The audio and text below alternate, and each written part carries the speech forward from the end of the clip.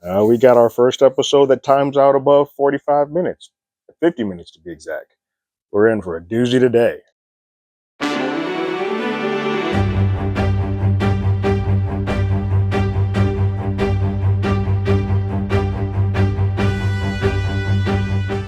Hello, everyone. Terrence here with Hollywood Already Did. If you haven't already, go ahead, like, share, subscribe to the channel, leave a comment, ring that bell below.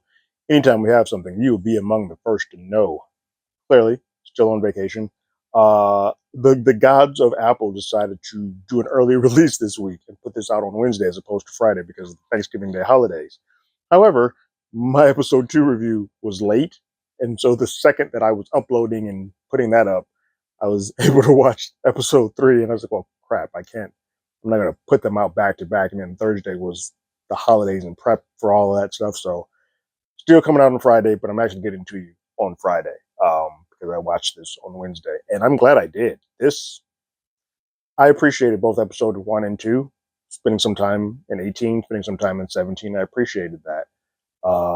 They are doing the thing that I asked for them to do, is to kind of go half and half, go back and forth. But this, by far, is my favorite episode of the season so far. It might be one of my favorite episodes of Silo as a whole, because this episode manages to do two things: continue the story that they've sort of established and brought on, but also start positing new ideas and new questions about what this world is and how we got to this point. Small breadcrumbs, they don't bash you over the head with it, but you get things that you start pulling at threads a little bit, and some questions need to start being answered, and you start asking more questions. You also get a pretty good development of Solo, Steve Zahn's character, without having to spend a great deal of time doing expository information dumps, which just is never fun, especially in slower moving sci-fi shows. So episode 3 of Silo season 2 is called Solo. That's not going to get confusing at all. And we start off with Jules and Solo in Silo 17, the abandoned silo that has sort of been desolate, besides him. And Solo and Jules are just firing off questions to each other.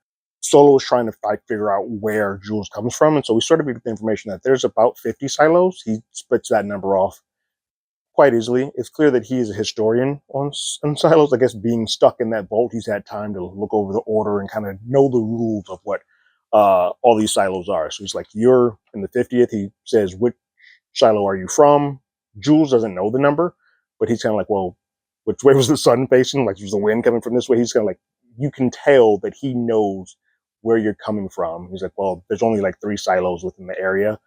You're either coming from 15, 16, or 18. And so we know as an audience she's from 18, but Jules is unaware of what her number is. Solo lets on that, hey, the people chose to leave. Like, all those people that are out there dead, they chose to leave. And it was a nice day. They got out there. About 3 minutes of being out there, they were fine. And then the wind changed and certain atmosphere happened and they all just perished. Jules will ask, how is that possible? Because as far as she's concerned and as far as she knows, that people die immediately when they immediately hit the atmosphere. He's like, well, that's not always been the case, blah, blah, blah. They go back and forth. He tells the story of basically the version of her in 17 from a gentleman named Ron, who asked to go out to clean. She didn't ask, but the thought is the same. Asked to go out and clean and chose not to. He then went out of camera shot like Jules did, walked off the site, and everybody thought, well, like, hey, is he still alive? Like, there was so much unawareness of what happens on the other side that people are kind of like looking for hope and saying, hey, maybe we can go out there. Maybe the world is fine. Maybe everything is good. And thus, 2 days later in that silo, that's when the rebellion started. That's when Bedlam started, and they all decided to go out and leave. That immediately triggers to Jules like, oh, well, if they did that here, thinking that you walked over and couldn't see you, they can't see me. All those people back in 18 are going to do the exact same.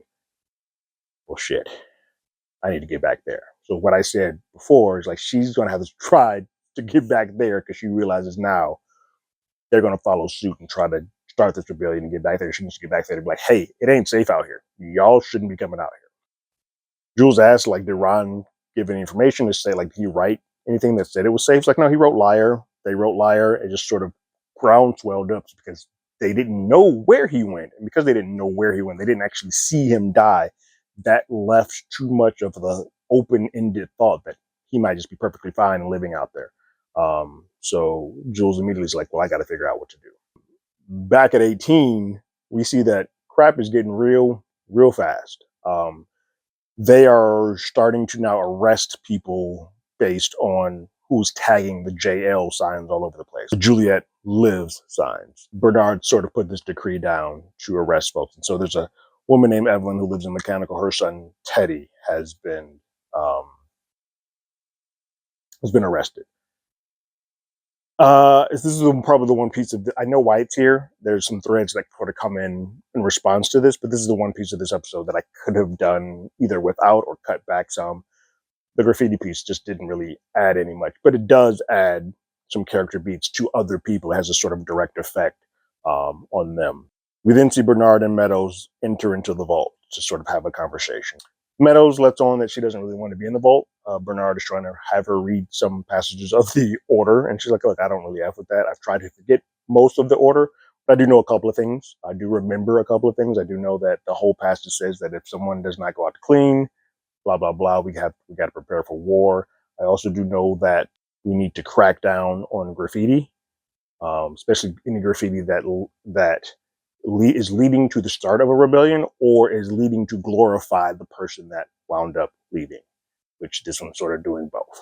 You see them sort of start seeing Meadows kind of questioning more about Jules. She's like, look, the little time that I spent with Jules, she did not seem like the type of person that's going to go out to ask for a clean. So she repeatedly asked, about 3 times did she ask to go out to clean. She just felt it was not a part of her temperament. Bernard tells her no. She asked her kind of like what happens. Like, well, she had a red level relic that basically had no clue that was on it. I destroyed it immediately. So outside of the vision that she showed to everybody in the cafeteria, we don't really know what else was on there because I just destroyed it. And she goes in and like, what did she ask? Did she ask to go out? Bernard says no. And then kind of was like, well, even if one of that questions time she asks, she so much as says, hey, even if she didn't, she still would have been made to go out. Like basically saying she didn't have a choice. We were going to make her go out at that point in time. She was doing too much damage, to which Meadows is kind of like, hold on. If you're throwing that in there, I'm not so sure that we did everything sort of by the book. Clearly, if you have to ask somebody that many times, if they did it and the answer changes each time, she didn't ask to go out. We know that. Meadows reminds him that the order says that we need to blame some people in Mechanical to make this all sort of go away and sort of work to our favor. But she's like, well, maybe we should sort of think outside the box of the order because this isn't a normal situation. Jules isn't a normal, it's a singular person who doesn't quite connect to Mechanical because she was an outsider from Mechanical. So she doesn't operate right with them. Maybe we should think outside, paint outside the order, do our things a little bit our own way. So it's just like, she suggests that, hey, you should release the person you have arrested for tagging, because at the very least it's going to show in good faith that you are extending an olive branch to those in Mechanical. She also just wonders if there's any way that Jules could have survived. I think she's sort of setting herself up for the brain of like, hey, when I do escape, where can I go to sort of live a life and be my own? So she sort of asks like, hey, for 17, is there any way that she could be alive? And Bernard says, no, 17's been desolate for quite some time, long before you were my shadow. And I think he's speaking about the time that she was the shadow previously. And so that place has been desolate for a while and sort of puts a longer timeline on how long Solo has been in that vault by himself and just surviving.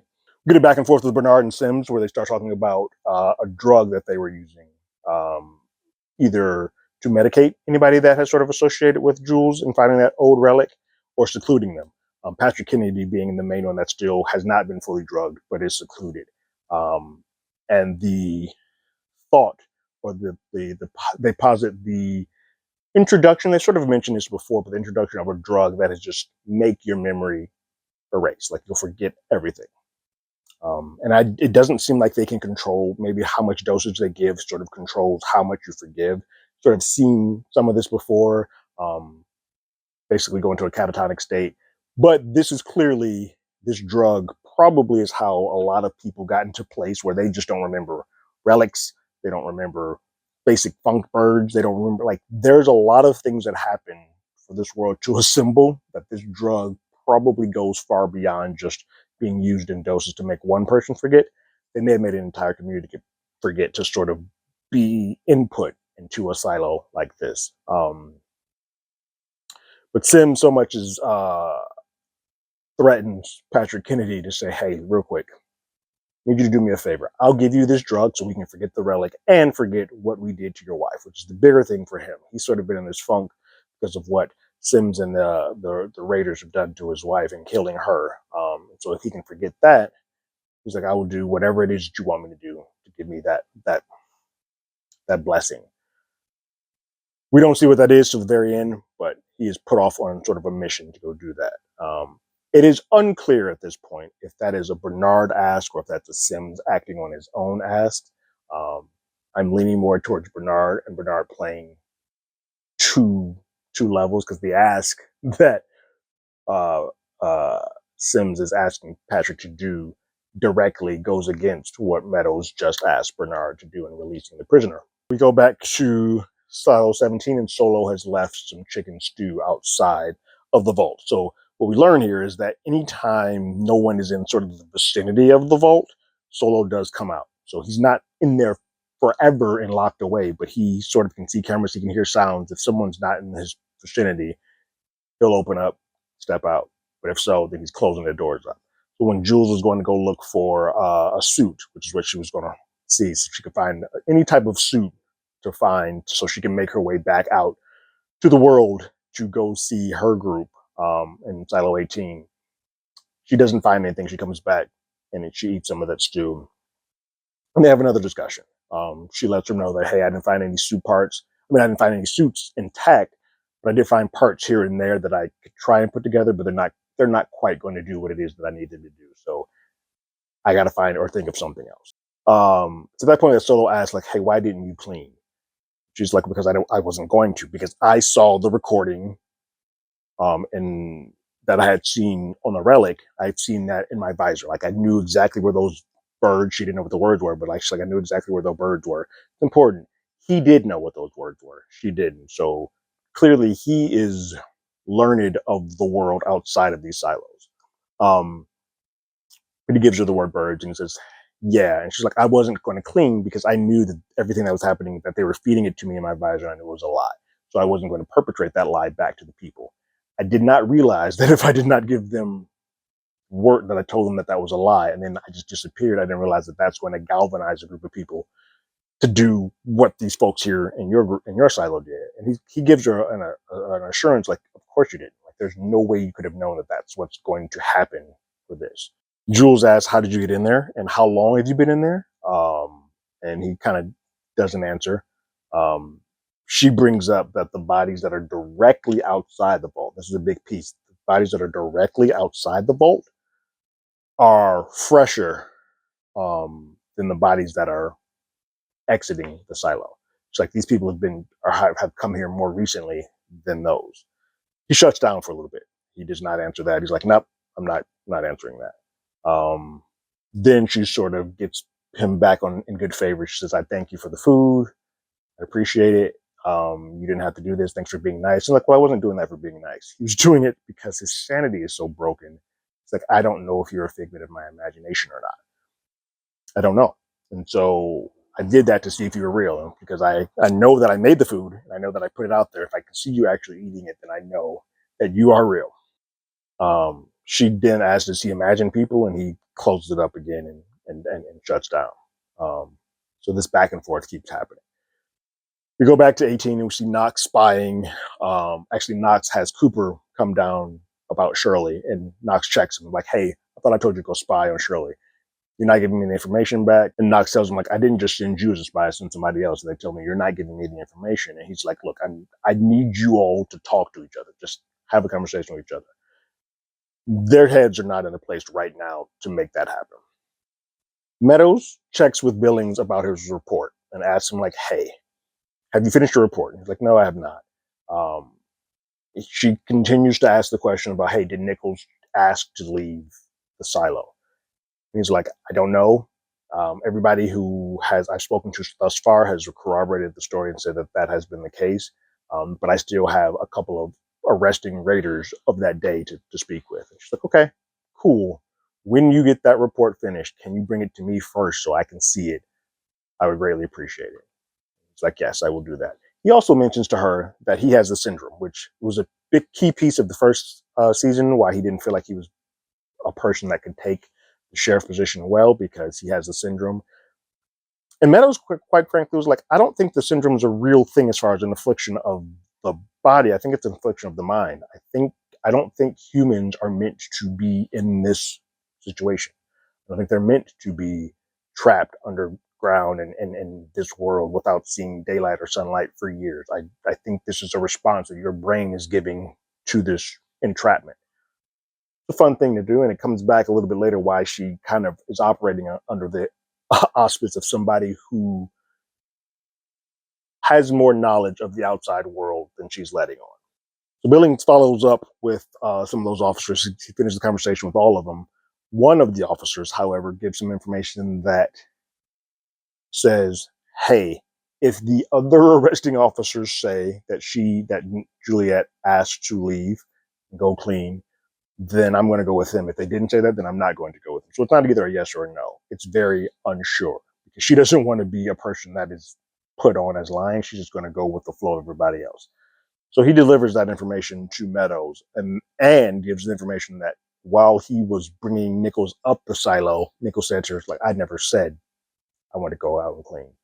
And this is the first time that he brings it up to her. And Meadows is like, what the hell? Why didn't you bring that up to me in the first place? Like, well, not something that I can just bring up without having knowledge, and no one's going to take her in account for. Because if we did, we'd have to have, based on the pact, we'd have to go through sort of a trial to prove whether or not she did or did not say it. And it didn't seem like anybody wanted to have that occur. They just wanted to rush this to happening. She's like, yeah, that tracks. She's like, cool, I'm going to handle it from here. Appreciate you coming to me with this. Thank you. So it just shows you that there's another sidestepping measure that Bernard and Sims handled together to sort of push Jules out, which makes this could have been handled a different way and not in the situation that they're currently in had they just operated slightly smarter than what they did. We then see Meadows at home with like a cube that's playing like a home video, and it feels like it's a home video of herself. I don't know how she still has a relic of home video herself, but it feels like she has some knowledge. Whatever drug that they are giving people to sort of remember things seems to not have had a complete effect on her, and some of her memories are still sort of intact. Perhaps because of this video, but something had to trigger her to be able to go find and search out this video. I also think this is probably what incited her drinking problem. I think for her, the numbness of drinking, continuing to drinking, just having being an alcoholic, helped numb her to sort of accepting the life in this world, knowing that there was a time when there was a world that was very different. That sort of explains her character as to why she was, and probably why she dropped off of being the shadow. Something probably happened around the time that she was with Bernard, that she got information that opened up her brain and thus closed her off to wanting to be a part of this world. So alcohol was sort of the only thing that could kind of calm her and allow her to live in this without freaking the hell out. Back at 17, Solo screams and wakes Jules up to tell her about some firefighter suits. Like, hey, look, there's firefighter outfits that might be able to help you if you can't put one together because of spacesuits. And she's like, okay, cool, where are they? He names 3 floors. I think one's in engineering, one's on 23, and one's somewhere else. The one somewhere else is too far away. So she asked for about the one on 23. 23 is the closest. But there's a bit of a problem. It's sort of impacted by water. Like, the only way to get across it is to basically go underwater and go down levels or whatnot. She's like, okay. And so she goes to check it out. While she's checking it out, we come back and we see Shirley and her freedom fighters are approaching the cell of Teddy, Evelyn's kid that we mentioned at the beginning, to get him freed. And Knox is there with Hank and some other deputies and some other raiders to sort of stop them from doing so. There's some back and forth going on, and then we see Cooper come down. Actually, we see Patrick Kennedy come down. The favor that Sims asked for to cash in to get that memory erasing thing was for Patrick Kennedy to throw a firebomb, a Molotov cocktail, at the Raiders, essentially saying that it was Shirley's crew that started this and incited this. Um, Cooper sees Patrick about to do so, kind of stops him, making his angle for the throw off, and just nobody gets hurt, but they see the firebomb. Everybody sort of disperses, but then some of the Raiders take fire at both Cooper and Patrick Kennedy and kill them both. Both are dead, which I think was going to be the order for the Raiders to kill Kennedy no matter what. Like, sit through the firebomb and then kill him, so we don't have to do this memory erasing thing. We can just get him off the board easily. But Cooper is also shot and killed, which brings Shirley and Knox closer together, at least for a while, so they'd have a common goal of, like, we lost another person, we lost somebody that was just too young, didn't need to really be involved in this like this. This also clearly goes against what Meadows said to do. Knox and Shirley finally chat. Shirley gets a shot off at Knox, even though he said she could. But they basically come to a point where they say, like, we both want the truth. We both want what's the best for Jules and for the folks here at the silo. Knox says, but the way that you're approaching this, Shirley, you're never going to get things done. There are probably different ways that we can do this. And you and I, you listen to me for just a moment, I think we can approach this a different way that we can still achieve our same goal. There's a piece with Dr. Nichols, who's still not getting any sleep. He goes to, I think it's like a courtyard, looks like, where there's a water fountain, to just kind of ease his brain. And when he's there, he meets with a young woman who is now in the lottery system. Remember, at the very beginning of this show, there was a lottery system for pregnancy with Rashida Jones's character.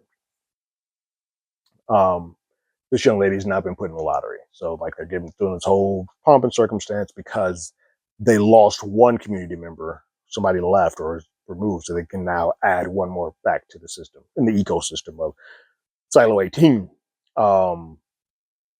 And she's saying, like, oh, I appreciate so much about Jules. At this point, she doesn't know that that's Jules' father.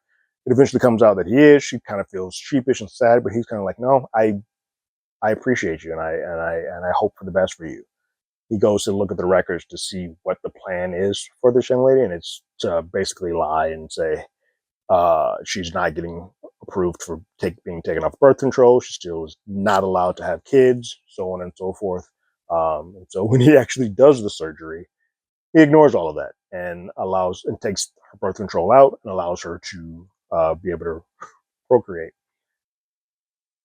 The cool thing sucks because we all know that people are watching him. So if he's being watched, this is going to probably come out some way because they're always watching. Bernard and Meadows meet once more to discuss how she's going to escape when she does do her tape thing, how she's going to do it. Bernard comes up with the ideas like, okay, here's what we're going to do. I'm going to turn the projectors off for 5 minutes. It's going to give you enough time to get over the hill, do your thing, and then after the 5 minutes, I'm going to turn the projectors back on. They won't see you go over the hill. No one will be the wiser, and we will be fine.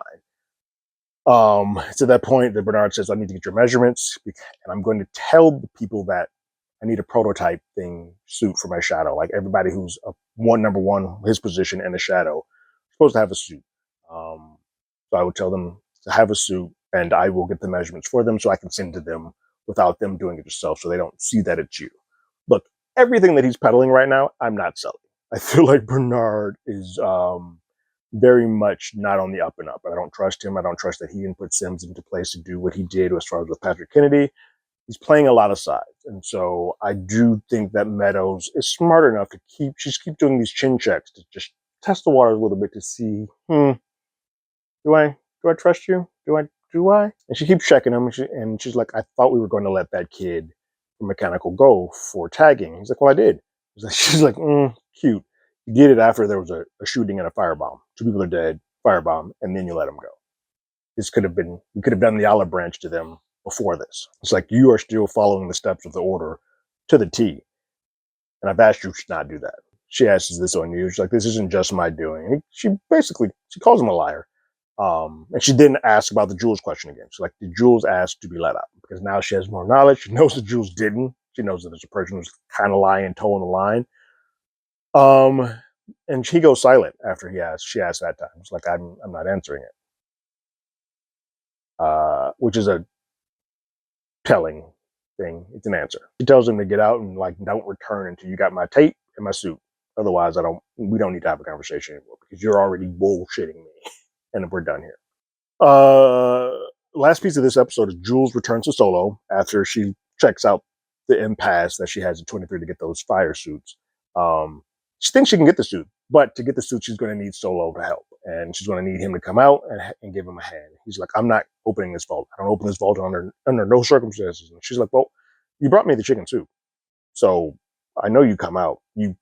These guys died recently, so you at some point come out." And he's like, "Well, I only open this when you're not around or when people aren't around, and it's safe for me to come out. I don't open this when there's someone here." And so after failing to get Solo out, there's a piece. She closes the door that's directly in front of the vault, and there's lettering on it that says, "We will get in sooner or later," which I'll speak on in a little bit. And so she kind of knows that, okay, someone has been coming to come after him. And he's like, "Okay." She's like, "All right, well, fine. I get why you're not coming out. I can see why you're not coming out. I'm just going to go do this myself." So she tries to go out and leave. She gets kind of far down towards the thing. And all of a sudden, you hear him screaming, "No, don't go." And he opens the vault and his ass, he's out there. He's out there standing there waiting for her, like, "Don't go." She's kind of like, "Oh, crap, you came out." And what this is saying is that clearly this is the first person that I think he's ever felt safe enough to come out of that room for.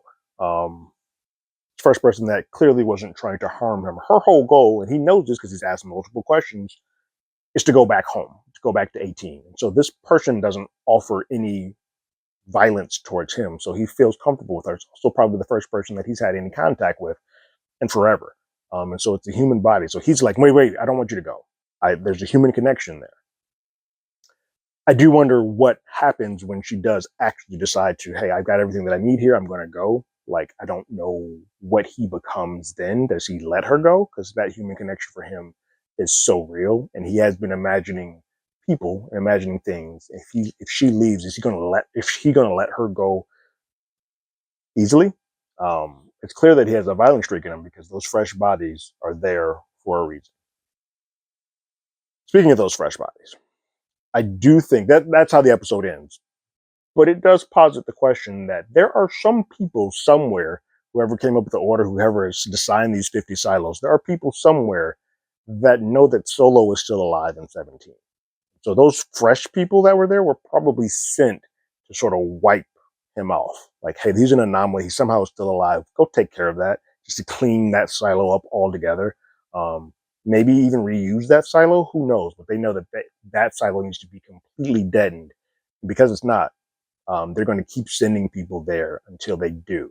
And so it's going to be interesting if they happen to send some people there while both Jules and Solo are there. That's going to come back to play in some form or fashion. But between us knowing that there's 50 some odd silos, that Meadows' memory is a little bit better, or at least she has some way of remembering. That shows why she wants to go outside so much. It also shows why her alcoholism sort of was so strong. And I think the big piece is that there are people being sent to sort of scrub and wipe the rest of 17. Those are all three big pieces that play to a bigger world of Silo while also still moving this main storyline along as the rebellion sort of ground swells. And as I said, Jules got to do everything she possibly can to get back to 18 as fast as she can before those people start dying in mass. Fantastic episode. My favorite episode so far this year. What did you guys think about episode 3 of Silo season 2 called Solo? Go ahead and leave your thoughts and comments in the comments below. If you haven't already, you can follow us on X at HollywoodADI. You can hit us up on email at HollywoodAlreadydidit@gmail.com. We also have a podcast with the same name. That's on Google Podcasts, Spotify, Apple Podcasts, anywhere that plays podcasts. We're there. And like always, I got my ticket. You got yours.